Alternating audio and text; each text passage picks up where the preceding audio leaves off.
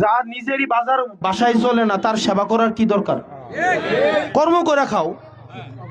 যদি ব্যাংকের ঋণ থাকে, আমার কাছ থেকে মানুষ টাকা পায়, ধরেন মানুষ আমার কাছ থেকে 2000 টাকা পায়, এক দোকানদার, আমি কি দোকানদারের বাকিটা আগে দেওয়া আমার কাম না?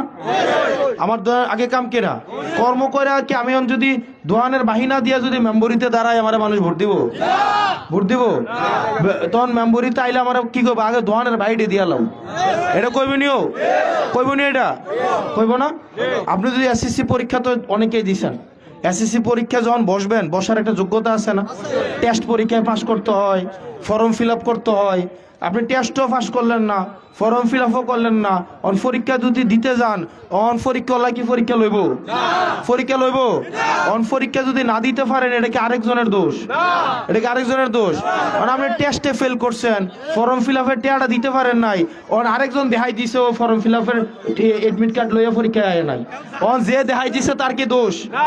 দেখাই দেওয়ার দোষ? তো পরীক্ষায় যদি দেওয়ানের ইচ্ছা থাকতো, তাহলে টেস্ট পরীক্ষা ভালো করে দিতেন, এডমিট কার্ড পূরণ করতেন, ফর্ম ফিল আপের টেয়াটা দিয়ে দিতেন, তাইলেও তো দেখাইতে পারলো নইলে কেউ। ঠিক কিনা? আমরা রাজনীতি ঋণ খেলাপিদের জন্য কঠিন করে দিব। যারা 2100 কোটি টাকা ঋণ খেলাপি করে সংসদে যাওয়ার চেষ্টা করতেছেন, আমরা কথা দিতেছি, আসনাদ আব্দুল্লাহরা বাংলাদেশে বাইচা থাকতে 21 পয়সা বাকি থাইকাও আপনারা সংসদে ঢুকতে পারবেন না। 400 কোটি টাকা, 126 কোটি টাকা, 1-2 টাকা, 126 কোটি টাকা দেখছেন না? আমি দেখি নাই। 126 কোটি টাকা, 126 হলো কটা শূন্য হইলে 126 কোটি টাকা হয়। এর কয়জন কইতে পারবেন?